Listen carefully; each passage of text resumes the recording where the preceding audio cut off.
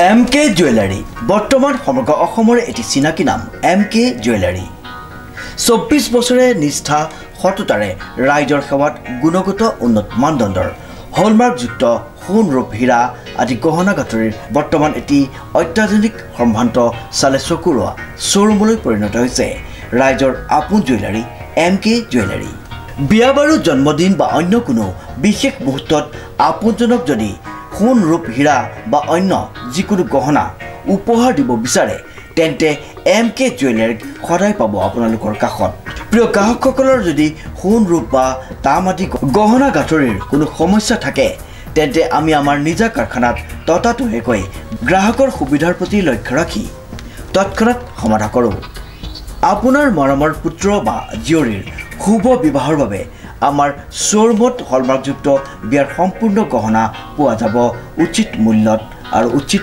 মানদণ্ডত পুৰণি সোণৰ গহনা সলনি কৰি অত্যাধুনিক ন ডিজাইনৰ গহনা আমাৰ MK জুৱেলাৰীৰ পৰা ক্ৰয় কৰিব পাৰিব প্ৰিয় গ্ৰাহকসকলক সম্পূৰ্ণ বিশ্বাসযোগ্যতাৰে আমাৰ শ্বৰুমৰ পৰা কোনো অসুবিধা নোপোৱাকৈ সেৱা আগবঢ়োৱাই আমাৰ একমাত্ৰ লক্ষ্য গতিকে আজি সপৰিয়ালে আহক আমাৰ শ্বৰুম MK জুৱেলাৰীলৈ আৰু লৈ যাওক আপোনালোকৰ সপোনৰ গহনা গাঁথৰিসমূহ আমাৰ ঠিকনা MK জুৱেলাৰী ৰূপহীয়ালি ষ্টুডেণ্ট গেলেৰীৰ কাষত নমস্কাৰ নিউজৰ বাতৰিলৈ স্বাগতম জনাই ষ্টুডিঅ'ৰ মজিয়াত মই উৎপল দাস চাওক আজিৰ বাতৰি চুৰি হোৱা সোণৰ অলংকাৰৰ সন্ধানত ঢকুৱাখানা আৰক্ষীৰ অভিযান ঢকুৱাখানাৰ দত্ত জুৱেলাৰীৰ কৰ্মচাৰী বিনয় সূত্ৰধৰৰ ভাড়াঘৰৰ পৰা উদ্ধাৰ হৈছে বৃহৎ পৰিমাণৰ টকাসহ সোণৰ অলংকাৰ নিউজৰ এক ৰিপৰ্ট চুৰি হোৱা সোণৰ অলংকাৰৰ সন্ধানত ঢকুৱাখানা আৰক্ষীৰ অভিযান ঢকুৱাখানাৰ দত্ত জুৱেলাৰীৰ কৰ্মচাৰী বিনয় সূত্ৰধৰৰ ভাড়াঘৰৰ পৰা উদ্ধাৰ বৃহৎ পৰিমাণৰ টকাসহ সোণৰ অলংকাৰ উল্লেখযোগ্য যে ঢকুৱাখানাত দিনক দিনে বৃদ্ধি পাইছে চুৰি ডকাইতিৰ সংখ্যা যোৱা এসপ্তাহৰ ভিতৰতে ঢকুৱাখানা থানাৰ অন্তৰ্গত একাধিক স্থানত চোৰৰ গেঙে দিনতে কেইবাঘৰো গৃহস্থৰ ঘৰত তলা ভাঙি টকা পইচাৰ লগতে বহুতো মূল্যৱান সা সম্পত্তি লুটি উদ্ধাৰ হৈছে যদিও সেই পৰিয়ালবোৰে আৰক্ষীক গোচৰ দিয়াৰ পিছতো আজিলৈকে এটাও পৰিয়ালে হেৰুৱাৰ সম্পত্তি উদ্ধাৰ কৰিব পৰা নাই বুলি অভিযোগ তুলিছে মই নাই মালিকৰ তাত গৈছিলোঁ চাকি জ্বলাবলৈ তেতিয়া লৈ গৈছে মই আহি পিনে শুনিছোঁ লৈ গ'ল তাক কি সোণ কিনিছিলে নেকি চোৰৰ পৰা কিনিছিলে চাগে বিনয় সূত্ৰধৰ 15 বছৰমান হ'ল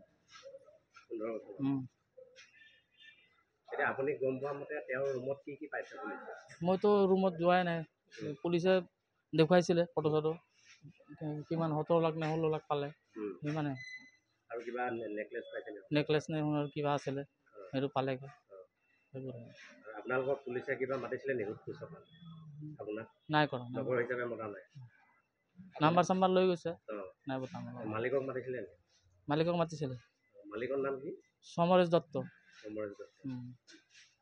এইখিনিয়ে জানে আৰু এইখিনি জানো তেওঁ এনে ব্যক্তিত্ব কেনেকুৱা ব্যক্তিত্ব এনে ভাল ওপৰততো ভাল ভিতৰত কি আছে কেনেকুৱা কম মানুহৰ অন্তৰৰ কথাটো ক'ব নোৱাৰিম নহয় ভিতৰত কি আছে এনেতো দেখিবলৈ ভাল মালিকে কি ৱাৰ্ণিং দিয়া কথা মালিকে আগতে ৱাৰ্ণিং দি থৈছিলে কিবা বেয়া কিবা বস্তু কিনিলে ৱাৰ্ণিং দি থৈছিলে ওলাই দিম তেওঁ মানে আগে পিছে কৈছিলে চাগে এই ৱাৰ্ণিং দি থৈছিলে সেইটো মানে কৈছিলে চাগে ধৰা পৰিলে ৱাৰ্ণিং দিছিলে এইবোৰ কৰিলে ওলাই দিম দোকানৰ পৰা ইয়াৰ মাজতে যোৱা 2 আগষ্টৰ দিনতে ঘৰত কোনো নথকাৰ সুযোগ লৈ ঢকুৱাখানাৰ মৌঘুলি চাপৰিৰ শিৱ মন্দিৰৰ সমীপত অৱস্থিত অধ্যাপক অসীম কুমাৰ সন্দিকৈৰ ঘৰৰ দুৱাৰ খিৰিকী ভাঙি চোৰৰ দলে প্ৰৱেশ কৰে চোৰৰ দলটোৱে ঘৰৰ শোৱনি কোঠাত প্ৰৱেশ কৰি আলমাৰীৰ তলা ভাঙি সোণৰ নেকলেছৰ এটা ছেট সোণৰ চেইন এডাল সোণৰ আঙঠি 4টা আৰু সোণৰ খাৰুসহ নগদ 10,000 টকা লৈ উধাও হয় বিয়লিলৈ গৃহস্থই কৰ্মস্থলীৰ পৰা আহি ঘৰৰ ভিতৰত সোমাই আলমাৰীৰ তলা ভঙা প্ৰত্যক্ষ কৰে আৰু এই ঘটনাৰ সন্দৰ্ভত সেইদিনাই ঢকুৱাখানা আৰক্ষী থানাৰ অধ্যাপক অসীম কুমাৰ সন্দিকৈয়ে এখন এজাহাৰ দাখিল কৰে ঘটনাৰ সন্দৰ্ভত আৰক্ষীয়ে তদন্ত চলাই থকাৰ লগতে গৃহস্থইও বিভিন্ন উৎসৰ সহায়ত সোণৰ অলংকাৰ কেইপদ উদ্ধাৰৰ আশাত নিজাকৈ অনুসন্ধান চলাইছে এনেদৰে চলোৱা অনুসন্ধানৰ সময়তে ঢকুৱাখানাৰ দত্ত জুৱেলাৰী কাৰখানাত কৰ্মৰত বিনয় সূত্ৰধাৰ নামৰ এগৰাকী কৰ্মচাৰীয়ে চুৰি অলংকাৰ ক্ৰয় কৰাৰ খবৰ লাভ কৰে। বিষয়টো গৃহস্থই ঢকুৱাখানা আৰক্ষীক অৱগত কৰাত 5 আগষ্ট সন্ধিয়া ঢকুৱাখানা আৰক্ষীৰ এটি দল গৈ দত্ত জুৱেলাৰী কাৰখানাত কৰ্মৰত বিনয় সূত্ৰধাৰক সোধপোছ চলায়। আৰক্ষীৰ জেৰাত বিনয়ে দুজন অচিনাকি যুৱকৰ পৰা সোণৰ অলংকাৰ কিনাৰ কথা স্বীকাৰ কৰে। সেই অলংকাৰ জব্দ কৰিবলৈ আৰক্ষী গৈ বিনয় সূত্ৰধাৰে বাস কৰা ভাড়াঘৰৰ কোঠাত তালাচী চলোৱাত কাপোৰৰ মাজত বান্দিল হিচাপত বৃহৎ পৰিমাণৰ টকা উদ্ধাৰ হয়। জানিব পৰা মতে বিনয় সূত্ৰধাৰৰ ভাড়াঘৰৰ পৰা আৰক্ষীয়ে কেইবাপটো সোণৰ অলংকাৰ সহ প্ৰায় 16,82,000 টকা উদ্ধাৰ কৰিবলৈ সক্ষম হয়। জুৱেলাৰী দোকানৰ এজন সাধাৰণ কৰ্মচাৰীৰ গৃহত নগদ ইমান বৃহৎ পৰিমাণৰ টকা উদ্ধাৰ হোৱাক লৈ ঢকুৱাখানাৰ ব্যৱসায়িক মহলত বিভিন্ন প্ৰশ্নৰ উদয় হৈছে। ফলস্বৰূপে অধিক জেৰাৰ বাবে আৰক্ষীয়ে বিনয়ক ঢকুৱাখানা থানালৈ আটক কৰি আনে।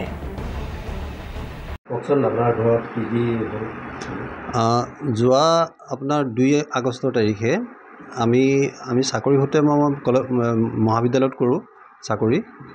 তাৰপিছত মোৰ পত্নীয়ে তেওঁ মেডিকেল বিভাগত কৰে। মইতো ৰাতিপুৱা 8:30 বজাতে কলেজলৈ গৈছোঁ। ল'ৰা ছোৱালীকেইটা তাতকৈ সোনকালে স্কুললৈ যায়। ল'ৰাটো মানে বিশেষকৈ আৰু ল'ৰাটো আৰু ছোৱালীজনী, মোৰ ছোৱালীজনী ক্লাছ 8ত, ল'ৰাটো UKGত আছে। এতিয়া আমি চাকৰি সূত্ৰে মানে আমি দুইজন গুচি গ'লোঁ, ল'ৰা ছোৱালীও স্কুললৈ গ'ল। আমি নথকা সুযোগ লৈ কোনো দুৰ্বৃত্তই আমাৰ পিছফালৰ যিখন দুৱাৰ আছে, ভিতৰ পিনৰ পৰা বন্ধ কৰা থাকে, সেই ভিতৰৰ দৰ্জাখন চিটকানিটোক মানে উফৰাই তেওঁলোকে আমাৰ বেডৰুমত সোমাই আমাৰ গড্ৰেজ খোলে, গড্ৰেজৰ তলা ভাঙে। তলা ভঙাৰ উপৰিও আমি লকাৰত সাধাৰণতে আমাৰ গহনা পাতি, মাইকী মানুহৰ গহনা পাতি ইত্যাদিবিলাক আছিলে, ল'ৰা ছোৱালী ভাগৰো আছিলে। এই গহনা পাতিবিলাক তেওঁলোকে সম্পূৰ্ণৰূপে লুটি লৈ যায়। তাৰপিছত মইতো কলেজৰ পৰা 4 বজাত আহোঁ, এওঁ অফিচৰ পৰা আহে 2:30 বজাত। এনেদৰে অহাৰ পাছত তাৰ আগতে আমাৰ ছোৱালীজনী পালেহি, তাই স্কুলৰ পৰা, আৰু লগত এটা বান্ধৱীয়ে আহিছিলে। সিহঁতে এইটো কথা গুৰুত্ব দিয়া নাই যে কিবা এটা হৈছে নেকি ভিতৰত। সিহঁতে স্কুলৰ পৰা ভোক লাগি মানে কিবা এটা খাব বিচাৰি মানে এটা মেগী বনাই পিনে সিহঁত দুজনীয়ে খাব লৈছিলেহে। এনেতে আমাৰ শ্ৰীমতী আহি পালেহি। শ্ৰীমতী আহি পিনে তেওঁ বেডৰুমলৈ গৈছে। বেডৰুমত গৈ পিনে দেখিছে যে গড্ৰেজৰ দৰ্জাখন অকণ ফাঁক হৈ আছে। তাৰপিছত এওঁ সুধিছে যে, ছোৱালীক সুধিছে যে তই খুলিছিলি নেকি? মই বোলে কিয় খুলিম বোলে। তাৰপিছত তেওঁ সন্দেহ হোৱাৰ পিছত তেওঁ গড্ৰেজৰ দৰ্জাখন খুলি চাইছে, তাৰ তলাটো ভঙা। তাৰপিছত আকৌ লকাৰটো চালে, লকাৰটো মানে ভাঙি থোৱা আছে। গতিকে সেই বস্তুখিনি লৈ গ'ল। লৈ যোৱাৰ পাছত তেওঁলোকে আকৌ পিছফালৰ যিখন দৰ্জা থাকে আমাৰ, সেই পিছফালৰ দৰ্জাখনেদি ওলাই গ'ল। আৰু ওলাই যাওঁতে কিন্তু লগতে বাহিৰৰ পৰা তেওঁলোকে দৰ্জাখন বন্ধ কৰি থৈ গৈছে, যাতে কোনো ধৰণে ধৰিব নোৱাৰে। এনেকুৱা ধৰণে কৰিলে কাম। তাৰপিছত আমিতো হতবাক হ'লোঁ। হতবাক হৈ লৈ আৰু আমি থানালৈ গ'লোঁ দুইজনে। থানাত ক'লে বোলে আপোনালোকে এজাহাৰ এখন দিয়ক। তাৰপিছত পুলিচ টিম এটা আহিলে। আহি পিনি তেওঁলোকে ৰেকৰ্ডিং কৰি লৈ সম্পূৰ্ণৰূপে তাৰপৰা যায়, আমাৰ ঘৰৰ পৰা যায়গৈ। তাৰপিছত আমি আকৌ থানালৈ যাওঁ। থানাত গৈ পিনে তেওঁলোকক অনুৰোধ কৰোঁ যে আপোনালোকে এইটো অকণ বিচাৰ খোচাৰ কৰক।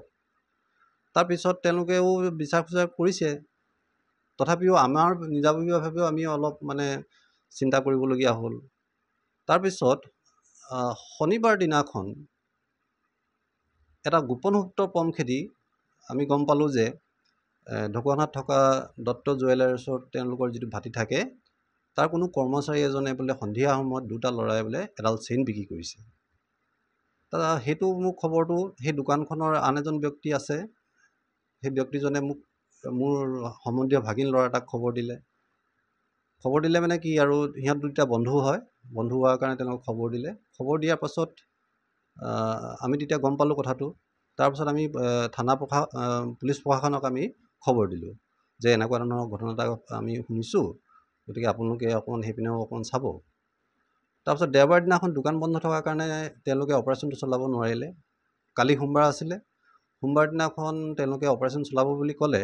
তাৰপিছত বহুত সময় নোযোৱাৰ কাৰণে আমি আকৌ পত্নী আৰু মই আকৌ থানালৈ গ'লোঁ, OC ছাৰক সুধিলোঁ। OC ছাৰক সুধিয়াৰ পিছত OC ছাৰে কৰিছে বোলে ইনফৰ্মেশ্যনখিনি শুদ্ধ হয় নে নহয় মই এতিয়ালৈকে কনফাৰ্ম নহয়, মই বাৰু অফিচাৰক ক'ম কথাটো।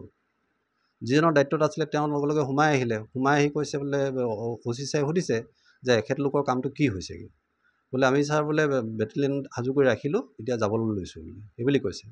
সেইবুলি কোৱাৰ পাছত আমিও তাতে OC ছাৰ তাতে বহি আছোঁ। তাৰপিছত তেওঁলোক অলৰেডি গ'লেই। যোৱাৰ পাছত তেওঁলোকে ল'ৰাজনক ধৰিলেগৈ। ল'ৰাজনক ধৰাৰ পিছত মানে তেওঁক ফোন বাজেয়াপ্ত কৰিলে আৰু তেওঁ য'ত থাকে তালৈ তেওঁক লৈ গুচি গ'ল। বিনয় সূত্ৰধৰ ল'ৰাজনৰ নাম। তেওঁ তাত এই শ্ৰমিক হিচাপে কাম কৰে। শ্ৰমিক হিচাপে কাম কৰে মানে তেওঁলোকে দিন হাজিৰা হিচাপত কাম কৰে। দত্ত জুৱেলাৰী ঢকুৱাখানা আমাৰ পাঞ্জাৱ নেশ্যনেল বেংকৰ তলতে আছে। তাৰপিছত যেতিয়া তেওঁ ঘৰলৈ লৈ গ'ল তেতিয়া তেওঁ সেই চেইনডাল, ফুলি এযোৰ এনেকৈ ধৰণে কিছুমান বস্তু পাইছে। তাৰপিছত তেওঁলোকে আৰু তেওঁক অনুসন্ধান চলাবলৈ আৰম্ভ কৰিলে। এই অনুসন্ধান চলাই থাকোঁতে তেওঁৰ গডৰেজৰ কাপোৰৰ মাজে মাজে ভাজৰ পৰা টকা কিছুমান ওলাবলৈ আৰম্ভ কৰিলে। আৰু টকাৰ পৰিমাণ ইমানেই বেছি হ'লগৈ যে তেওঁলোকে হাতেৰে টকা গুনিব নোৱাৰি পিনে পিছত আকৌ মেচিন লৈ যাবলগীয়া হৈছে। মেচিন লৈ গৈ পিনে মুঠ প্ৰায় 16,82,000 টকা তাত উদ্ধাৰ হ'ল। এতিয়া প্ৰশ্ন হৈছে যে ইমানখিনি এজন শ্ৰমিক মানুহে 16,82,000 টকা ক'ৰ পৰা উদ্ধাৰ কৰিলে, কেনেকৈ ধৰণে আহৰণ কৰিব পাৰিলে? গতিকে সেইটো এতিয়া প্ৰশ্ন হৈছে। এই কাৰবাৰটো নিশ্চয় তেওঁ বহুত দিনৰ আগৰ পৰাই কৰি থাকিব লাগিব আৰু এই কাৰবাৰবিলাক হয়তো তেওঁ সোণবিলাক গলাই মেলি পাছত আকৌ কাৰোবাক বিক্ৰী কৰে। কম দামত সিহঁতে কিনি লয় আৰু বেছি দামত সিহঁতে বিক্ৰী কৰে। গতিকে এনেধৰণে তেওঁলোকে এইবিলাক টকা পইচা আহৰণ কৰিছে যেন মোৰ অনুমান হয়। আৰু এজন শ্ৰমিক মানুহে তেওঁৰ এখন ডাঙৰ বিশাল গাড়ীও আছে, বিশাল মানে বিলাসী বাহন আছে।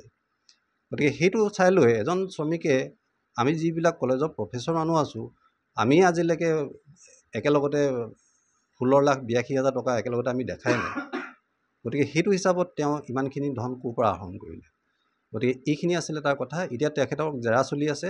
জেৰা চলাই আজি এতিয়া শুনামতে মোক পুলিচ প্ৰশাসনৰ ফালৰ পৰা কৈছে যে আপুনি এজাহাৰখন আকৌ নতুন এখন এজাহাৰ বনাই দিব লাগিব আৰু তাতে আপুনি আৰু কিছুমান বিষয়বস্তু লিখিব লাগিব সেইবুলি কৈছে। মাতিছিলে কিন্তু মই কলেজ থকাৰ কাৰণে মই যাব পৰা নাই। তাৰপিছত এতিয়া শুনামতে তেওঁক মেডিকেল কৰাই আকৌ কোৰ্টলৈ নিছে। কোৰ্টত কি ডিচিশ্যন বা সিদ্ধান্ত লৈছে সেইটো মই এতিয়ালৈকে অৱগত নহয়। ইফালে দত্ত জুৱেলাৰীৰ স্বত্বাধিকাৰ সমৰেশ দত্তকো আৰক্ষীয়ে থানালৈ তলব কৰি সোধপোছ অব্যাহত ৰাখিছে। লগতে বিনয় সূত্ৰধৰক আদালতত হাজিৰ কৰা হয়। Jintu কোচৰ report, news now.